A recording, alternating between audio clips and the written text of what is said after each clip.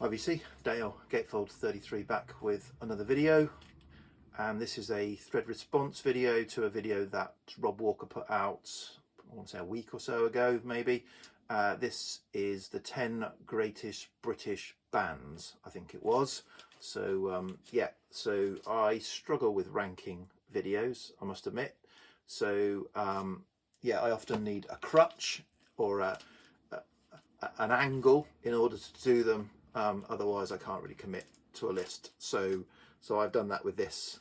So rather than agonize over what are my greatest 10 or what do I think are the greatest 10 British bands, I've invented a formula, applied that to my opinion of great albums, and that has driven this list, and it's thrown up some surprises, and so it's good because that means I can disown this list in the future because it only qualifies if it follows this formula.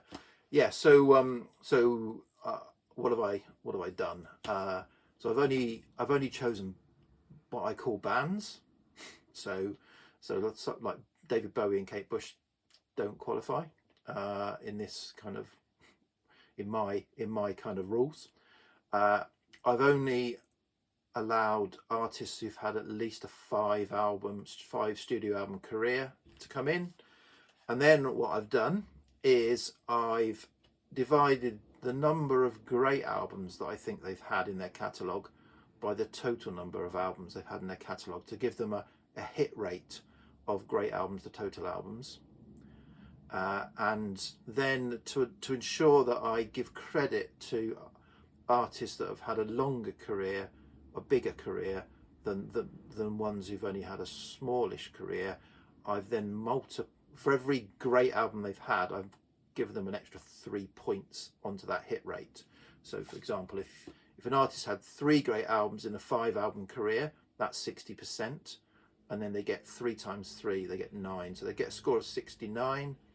But if an artist has had 6 great albums in a 10 album career, that's also 60%, but they get 3 times 6, they get 18 points extra, so they get a score of 78 and therefore end up higher in the list than the other artist. I think that's it. I think that explains it. And then so that allows me to avoid having to do subjective ranking. I've got an objective score.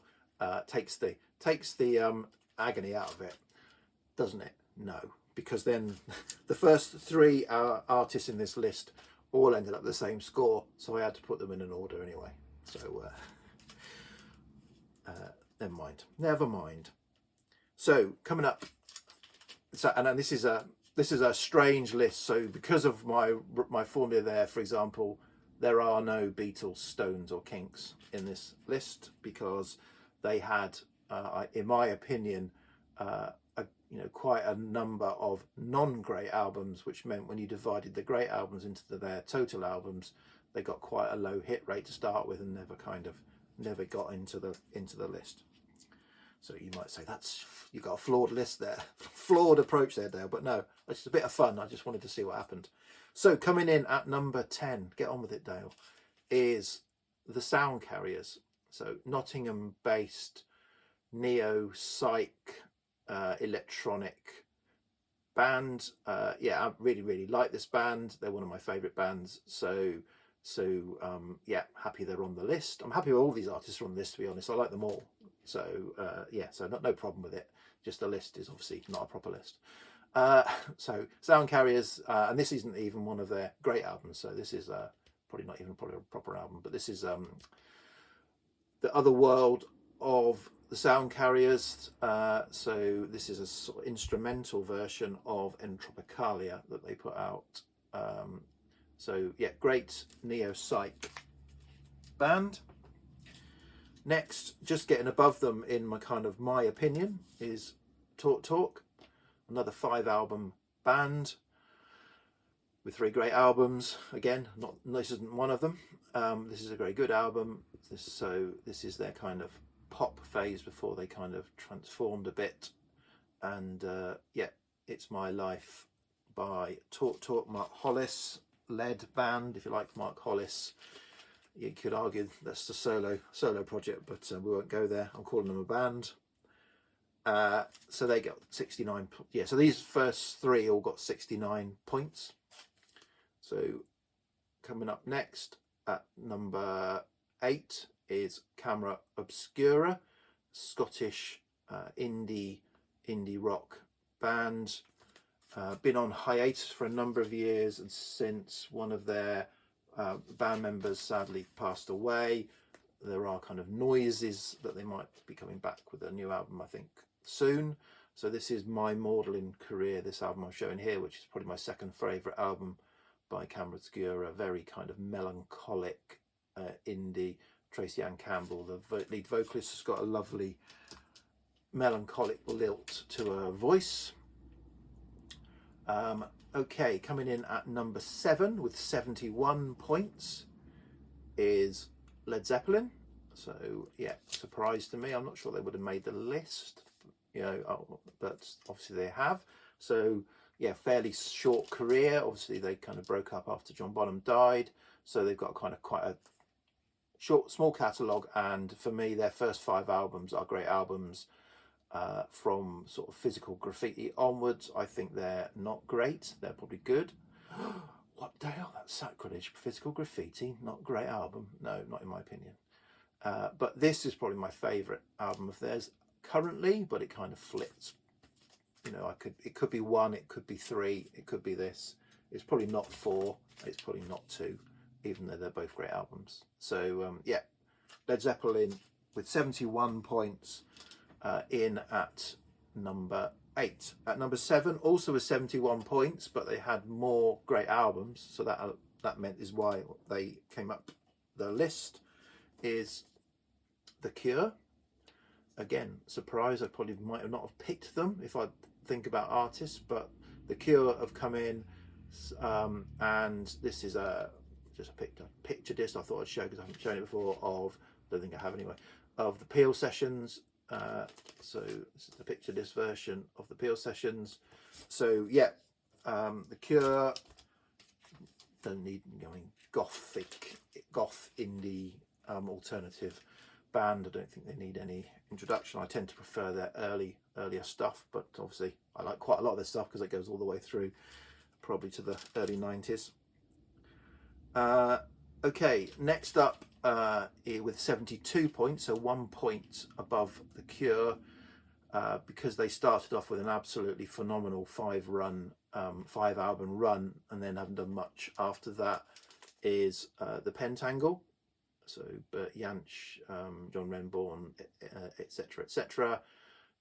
Great jazzy folk rock. This is their debut album, again probably my favourite album by them. The Pentangle, it's what, 68, isn't it? Something like that, I think it's 68. Yeah, really great folk rock band. The Pentangle get in at number 5, is it? 1, 2, 3, 4, 5. Yeah. In at number 4 are the Coral. So Northwest, I think Liverpool, Skelly Brothers family, and yeah, I really like them. Neo-psych, jangly, indie psych band. This is again probably my favourite. Magic and Medicine from 2003. This is an original. I've pre-ordered their new album. In fact, they put 2 new albums out in September. I've pre-ordered the Dinked edition from, and pre-ordered the other album from Amazon. So yeah, but the Coral, I went on their site, they got loads of different bundles that I just didn't. That's probably, yeah, I wanted the Dinked edition for some reason. I might regret it, but never mind. The Coral, sorry, that's an aside. Magic and Medicine, my favourite album by them. Okay, coming in at number 3, this was a big surprise, but perhaps not. They only had a 6-album career and 4, in my opinion, 4 great albums in that 6-album career. So I think that got them bumped up, and that is the Keith Hartley band. So Keith Hartley, a kind of drummer, well, not kind of drummer, who's kind of done a lot of work with other artists, but had his own outfit as well, the Keith Hartley band. So lead singer and guitarist Miller Anderson. Yeah, just great example of late 60s, early 70s British blues rock, and Overdog is probably my favourite of their albums, probably, but you know, there are others as well. Okay, so that was 70. Oh, sorry, the Keith Hartley Band, the Coral scored 78. The Keith Hartley Band scored 78.6. So we're getting into decimal places now, and that will become apparent when we get to the top. And then coming in at number 2, my number 2 greatest British band, I've probably been saying artist, British band, is one I don't think I've shown before. And this is the band I've seen live the most, probably 10 times, getting on for 10 times I've seen them live, and I don't think I've seen any other artist more than once, maybe, on, no, maybe not. And yeah, so this is Mostly Autumn. I'm also showing a CD that they haven't put anything out on vinyl in their career, in their 13 album career. They haven't put anything out on vinyl, it's all CD released. And yeah, I first became aware of them around this time, 2003, so 20 years ago. I've been following them, and I will be doing a show and tell on them. But they are, what are they? They are